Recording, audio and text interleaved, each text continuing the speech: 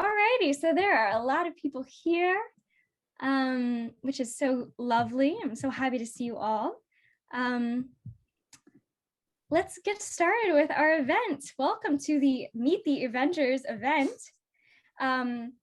We are so happy to see so many people here from the local community and the Stanford community and beyond that. So I want to start by introducing myself. My name is Aspen Stewart-Cunningham, and I'm a current Stanford student. I've been taking a gap year this year between my sophomore and my junior year because of the pandemic, but on the bright side, it has afforded me the opportunity to do an internship with Acterra, which is the organization that is hosting this event tonight. Acterra is a Bay Area nonprofit that runs a multitude of programs to address local solutions to current environmental issues. And the EVengers that you're here to meet tonight are part of Acterra's Carl Knapp Go EV program, which was founded in honor of Carl Knapp, a Stanford professor who was a vocal proponent of electric vehicles. Now, our team of EVengers are Stanford alumni and faculty and staff who are helping us carry on the legacy of Carl Knapp and share why now is the time for you and the world to go electric. So since September, I've been putting together this team of EV superheroes with the help of our wonderful Carl Knapp Go EV program manager, Ariane Erickson. We've been creating superhero personas for all of our volunteers and giving them backstories and writing comics that feature them. And I've had such a great time creating the EVengers world and having the opportunity to make a positive impact on the Stanford and local community by encouraging others to go electric. So today, our EVengers are going to share why they went electric, what superpowers they got from their electric vehicles, and share information and resources to help you go EV yourself or become a future EV adopter. So without further ado, let's get this event started with a short video and introduce our EVengers. So Robbie is going to share that video now.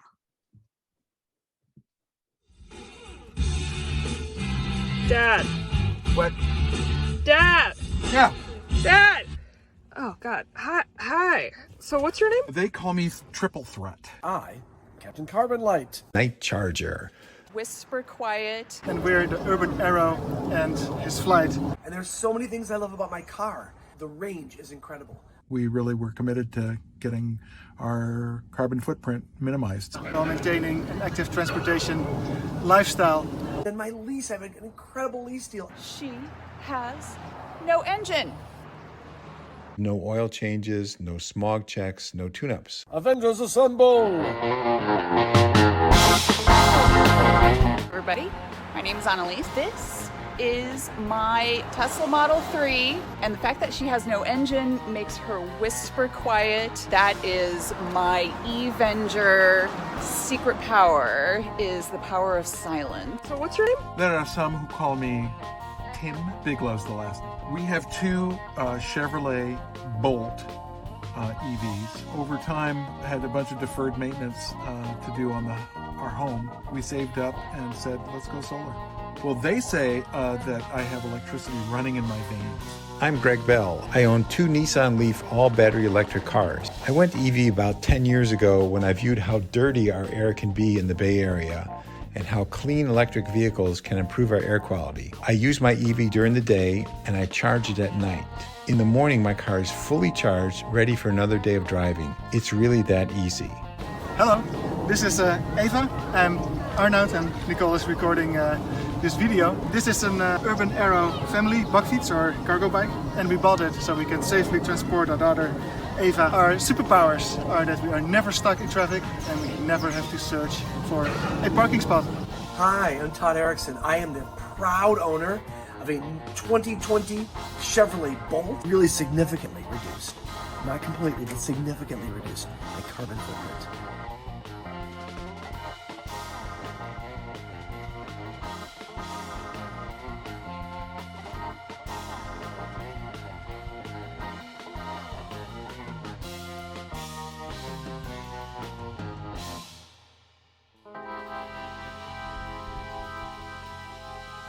I can't wait to talk to you more about my car and how much I love driving an EV. Thanks for talking to me. I really appreciated that. That was fun, thanks. Yeah, I guess you can get back to your to Led Zeppelin? Now. Yeah, there you go. Okay, thanks. All right.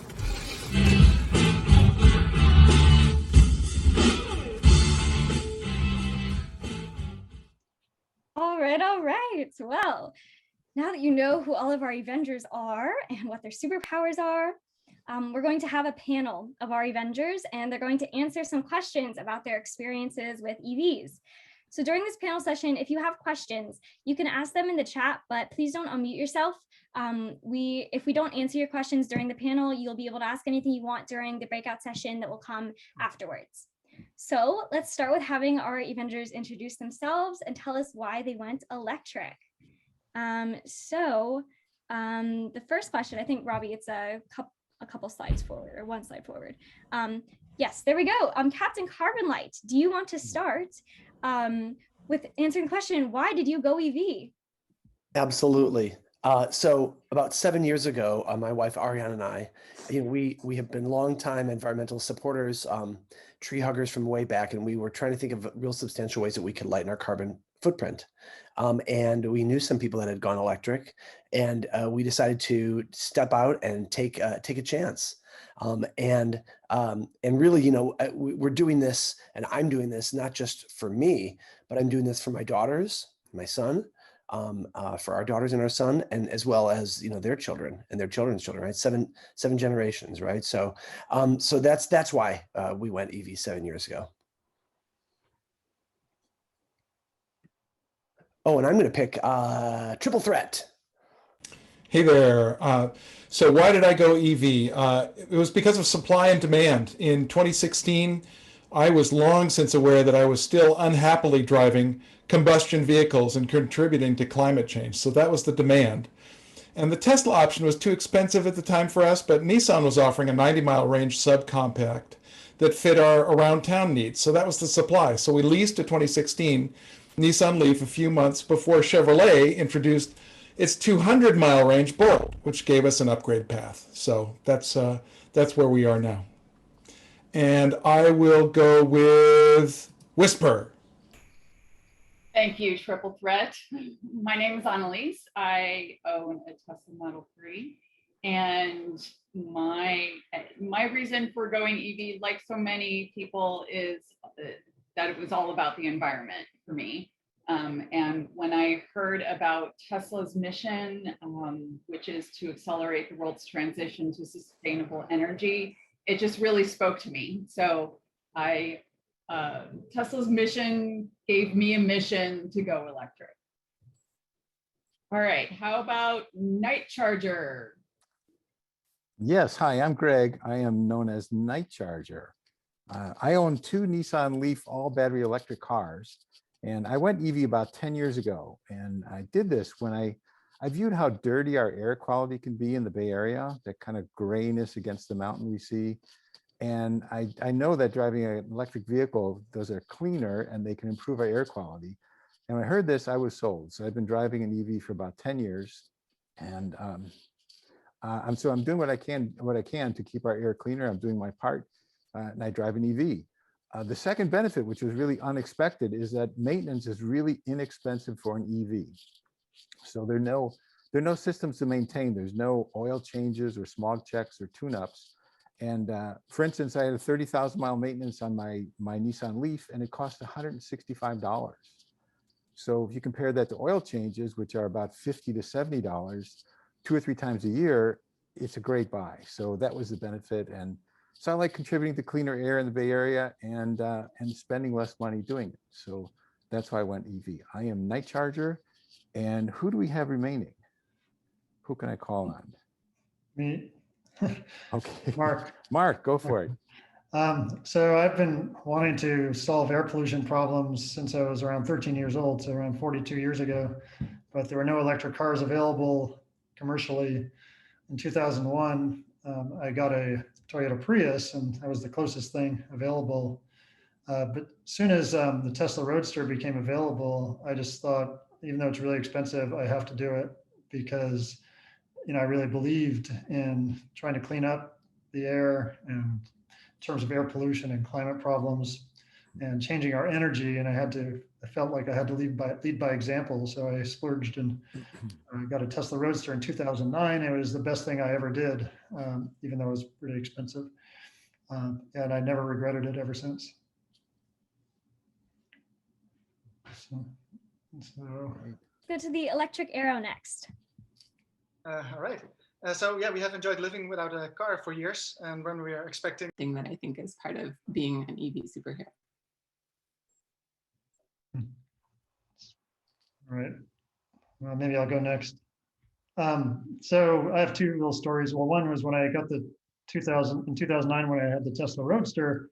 It was brand new to anybody, so there were people everywhere wanting to ask questions about it. If I stopped at the grocery store, or driving on the freeway, people would roll down their windows and start asking questions driving. And it was nice because people were really interested and wanted to get answers, and were really interested in this new technology. And I was happy to provide that. And one of the best stories was when I went to San Francisco on the opposite side of the Golden Gate Bridge to look to the viewpoint to see San Francisco. And there was a crowd of like 50 people. They're all taking pictures of San Francisco, and they all turned around and started taking pictures of this Tesla Roadster.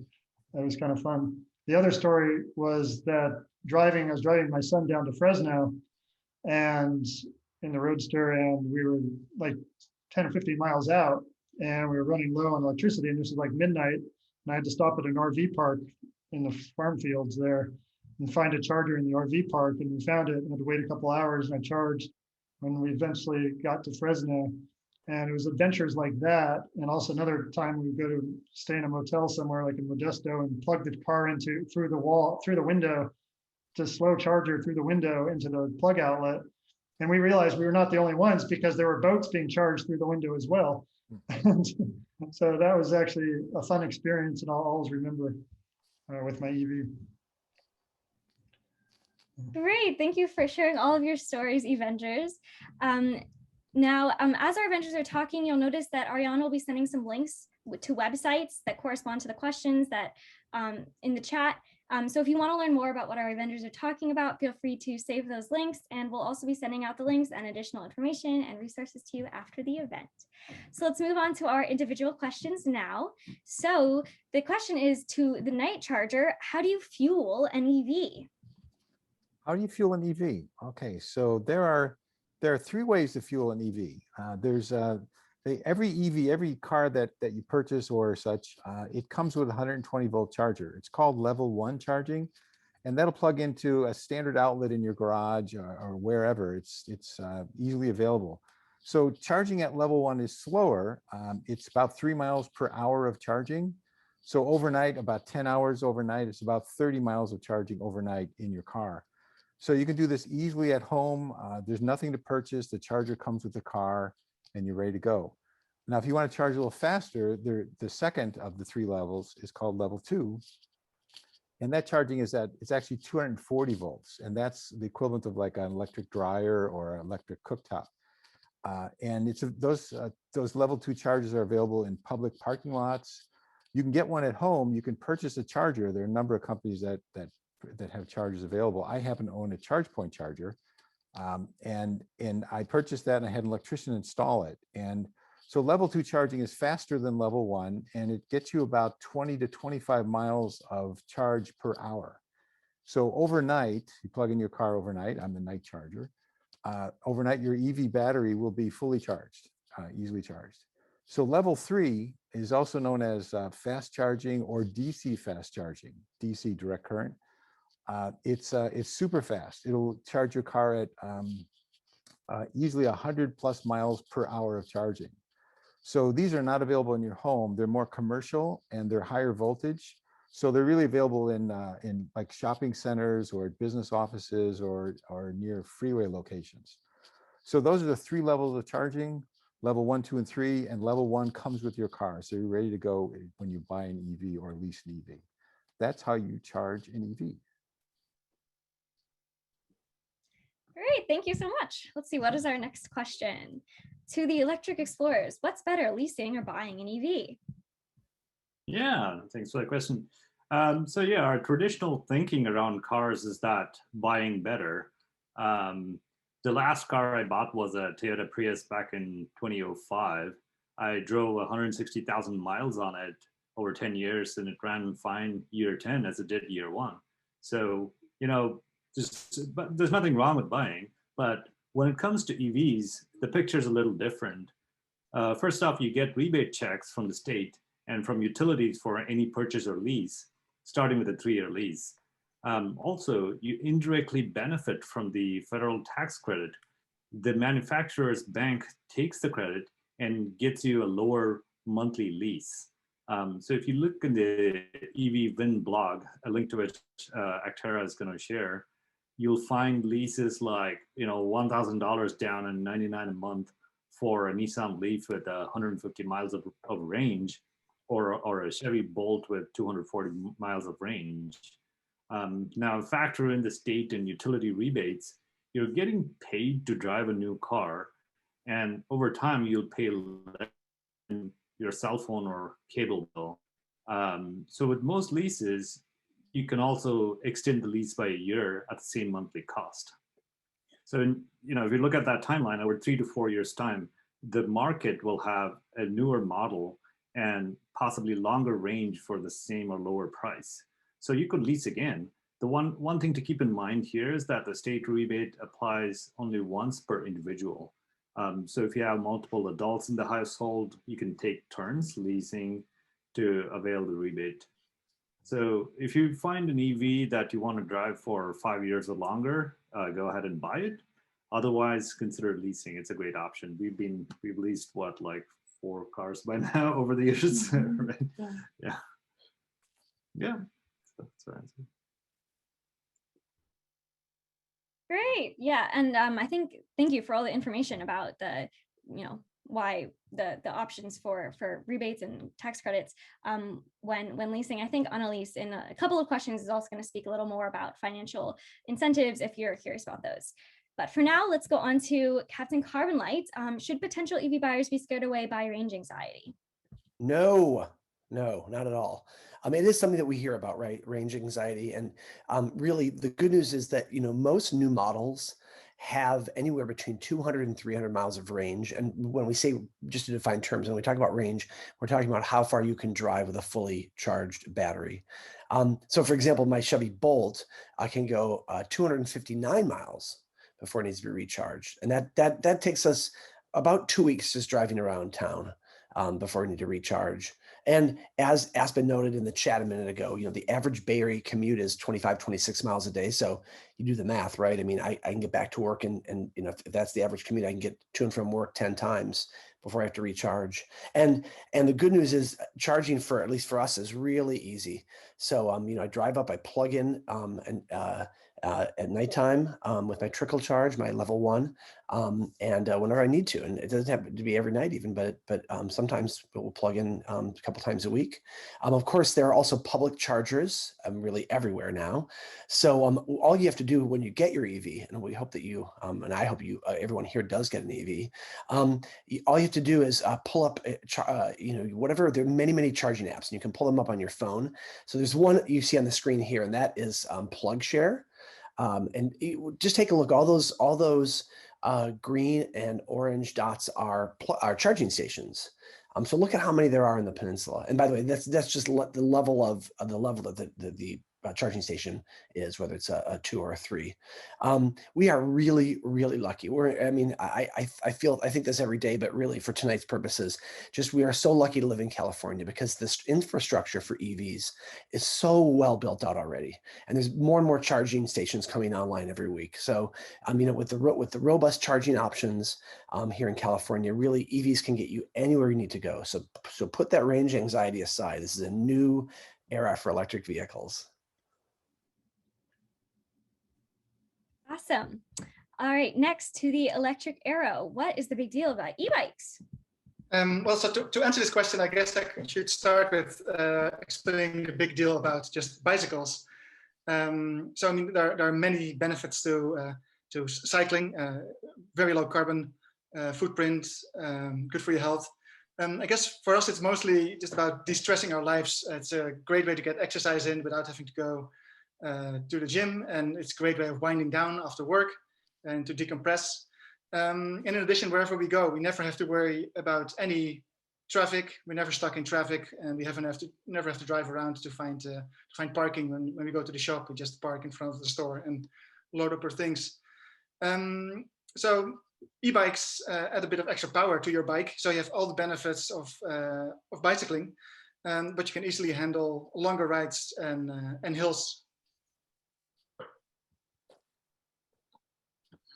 To know, so you guys have a cargo bike, right? What are the are there other like models that you know of for e-bikes or like yes, another popular model around here is a long tail. So you have just basically a very long luggage rack, and you can easily put 2 kids on there or whatever you want.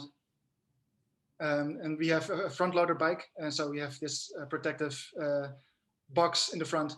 And so it was great for Eva because we could put her in the car seat that would clip into the front of the bike, and so we could start riding with her when she was only 4 weeks old. Wow, very cool. Thanks. All right. Next is to whisper. What are some of the financial incentives for owning an electric vehicle, owning or leasing an electric vehicle? There are so many. I think,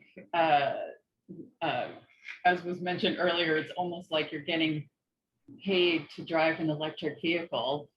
So at the federal level, starting at the federal level, there is a rebate or tax credit of up to $7,500.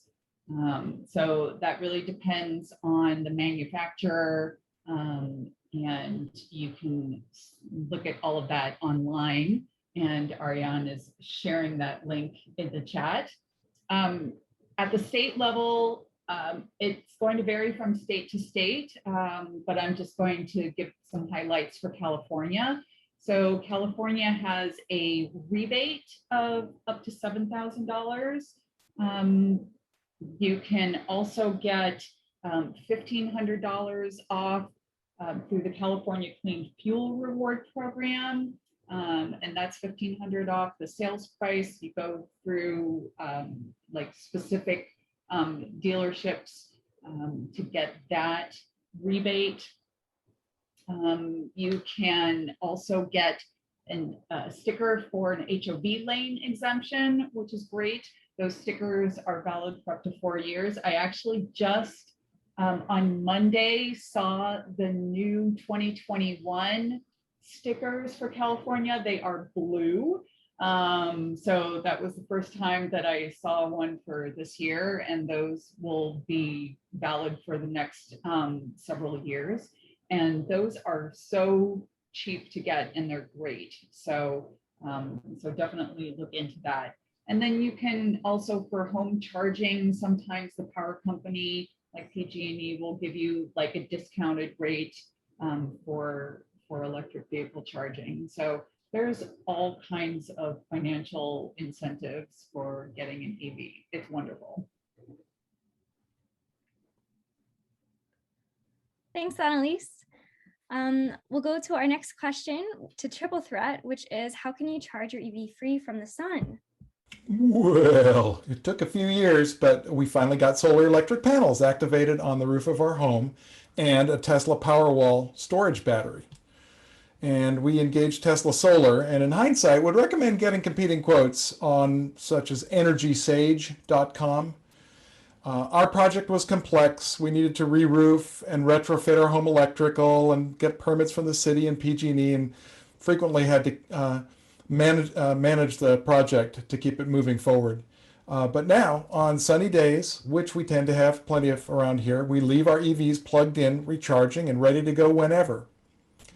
We love excursions to Monterey or Bodega Bay, and the Chevy Bolt can easily handle the round trip on a fully charged battery, as Captain Carbonlight mentioned.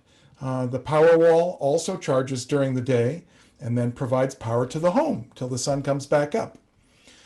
During winter, we still draw power from the grid, and during summer, we now export power to the grid with an annual true-up on charges with PG&E. We also have a time of use plan with PG&E, so charging during the midnight to 3 p.m. interval is a good deal cheaper. I think we have some links to solar panel federal tax credits and California tax credit programs as well. So we're very, very happy to be able to charge when the sun is out and do it just indiscriminately. Thanks, Tim. All right, so we have our question for our last EVenture to Professor E. What does the future hold for electric vehicles? And Mark, the slides that you sent us earlier, I added them to this slideshow, so Robbie should be able to flip through them as you talk. Well, electric vehicles are our future. I mean, ideally, we'll transition all energy to clean, renewable energy and all transportation to electric, some hydrogen fuel cell for long distance heavy transport, like long distance ships and aircraft and some trains. But electric vehicles should be used for everything. And the benefit, aside from the cost benefit of the fuel, I mean, electric vehicles use 1/4 of the energy as a gasoline or diesel vehicle. In other words, of all the electricity going into the car, about 80 to 90% goes to move the car. The rest is waste heat. For a gasoline car, only about 20% of the gasoline going into the car goes to move the car, and the rest is waste heat. So you use 1/4 the energy, and that results in a huge fuel cost savings. It costs on the order of 80 cents a gallon equivalent. So if you drive an electric car for 15 years at 15,000 miles per year, which is the US average, you're going to save around $20,000 in fuel cost. So even if your car upfront cost is slightly more expensive, notwithstanding all the tax rebates, people still argue it's more expensive, you're saving so much more in fuel cost, it's definitely cheaper to buy an electric car just from the fuel cost savings alone. But then you have the health cost benefits. Worldwide, 7 million people die from air pollution every year. In the US, it's about close to 80,000, and 1/4 of those are from vehicle traffic exhaust. And when you get an electric vehicle, you take exhaust off the street. Even if all the electricity were produced from coal, it's still a lot cleaner, and it's not in California. I mean, right now in California, on average, in spring and summer, it's about 70 to 80% of all the electricity is clean, renewable electricity in California. But let's say it's coal. The intake, what we call the intake fraction of power plant exhaust is like 30 times that of vehicle exhaust. Sorry, the intake fraction of vehicle exhaust is 30 times that of power plant exhaust. In other words, if you're exposed to the same emissions on a road versus from a power plant, the road emissions are 30 times more concentrated than what you would breathe from a power plant.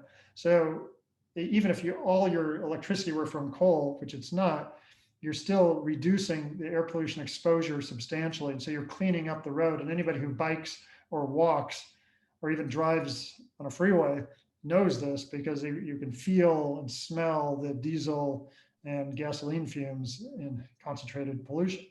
So because of the health cost benefits, the fuel cost benefits, because of the climate benefits of transitioning, we can electrify everything, and at lower cost, save consumers money. And the other benefits of these electric cars are safety. The battery weight keeps them down, less rollovers, more crush space, because you don't have like an engine in front of you that's going to crush you if you're in a head-on collision. And anyway, there's a variety of benefits of transition, but we need to go there, and people are seeing the benefits. I'll never look back, and I don't think any of the others here will look back either. Thank you so much for talking about where EVs are heading. So we have a couple minutes before going into the breakout rooms, and so we had a couple of questions in the chat that I want to address. They were good questions. So so any of our EVengers or Ariane, if you want to answer these, feel free to. So one, how long do batteries last? And secondly, what is the cost of battery replacement? Well, I'll just say that I've had the Tesla Roadster since 2009, and I still have the original battery. So it's been 12 years, and it has lost about 25 to 30% of its range, but it's still rolling. And I mean, it'll turn out, the costs have come down substantially of batteries. So the replacement cost would be much less. Turned out I actually bought a second battery pack in advance at a discounted price when I bought the Roadster. And so they still owe me a second battery pack, but if I had to buy it, it would be a lot less. The original price of buying a new battery pack for that would have been $30,000, but I think it's now closer to 10 or 12,000. Thanks. Let me add to that. I know that the Nissan Leaf, last I checked, it was about $6,000 to $8,000 to replace a battery. And my battery's going on 8 years now, and it's going strong. So I don't see a replacement anytime soon. I know that the warranties for batteries are in the range of 8 to 10 years when you buy a new car, a new EV. So I haven't heard of very many people needing to replace their batteries. They last quite a long time. Great, thanks for answering. Is there anyone else who wants to? Yeah, sure. For e-bikes, the battery lasts about as long as for cars, obviously. But fortunately, the replacement costs are much lower. For our cargo bike, the replacement cost is about $800. So it's pretty affordable. Great. Another question that I wanted to ask, which we talked about the range of a vehicle and how much you can charge a vehicle in one night, and but I want to ask, what is the general range of an EV today? Like if you got a new EV today, about how far would your car be able to go? And any of our EVengers can feel free to answer that question. Sure, I'll jump in. This is Night Charger. Yeah, they're easily 200-mile range plus. Some cars are 260, some are over 300, some Teslas are over 300. So last I checked, about 2-3 months ago, there were roughly 25 models of EVs available in 2021. And I think over 20 of them went over 200 miles in range. And again, range is how far you'll go with a full charge in normal driving. So it's quite a bit more than in previous years. Great, awesome. Well, I want to say thank you to all of our EVengers for your informative and inspiring responses. Let's give them all a virtual hand. All of our EVengers are volunteering their time freely to participate in this event and to be the faces of our campaign.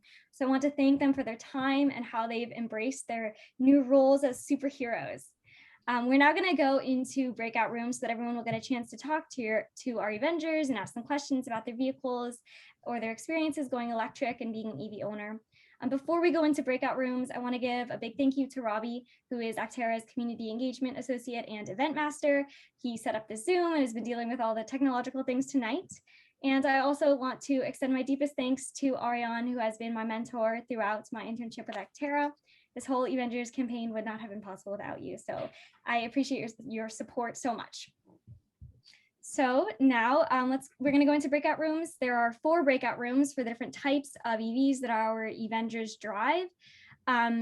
You could should be able to see them on the screen, except Robbie being blocked by the chat box right now. But so the room 1 is for the Tesla models, Model S, Roadster, 3, and also electrifying your home with Professor Ian Whisper. And then we have room 2 for Nissan Leaf, Kia Niro, and Honda Clarity plug-in. Room 3 is Chevy Bolts and solar panels, and room 4 is electric bikes. So if you want to ask questions, feel free to join the breakout rooms. And Ariane, Robbie, and I will stay in the main room if you have any questions for us, and we'll pull everyone back at around 8.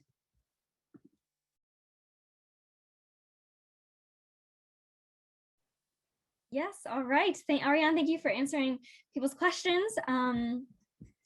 And as everyone is coming back from the breakout rooms, I want to say thank you so much to everyone who came to our event tonight. We hope that when we see you again, it will be in person and in your new electric vehicles if we've converted you tonight. So if you want to learn more about Acterra, you can go to acterra.org. If you want to learn more about or join the EVengers, you can visit acterra.org/EVengers. And also follow us on Instagram. I run the EVengers Instagram account, and I make comics and video clips and fun facts and resources about electric vehicles, and it's fun and informative at the same time. So you can follow us at the.evengers. And finally, a recording of this event will go up on our EVengers website in a little bit, hopefully once we've added some subtitles to it. So you can revisit it later and you can refer to other people if you want to. So that is the end. And thank you so much, everybody, for showing up tonight. You can see on the screen here, if you complete the survey, if you at this URL right here, you will be entered to win a level 2 home charger. So if you are going EV and you want a charger, please fill out our survey. And I think that is all. So thank you, everybody, for coming tonight.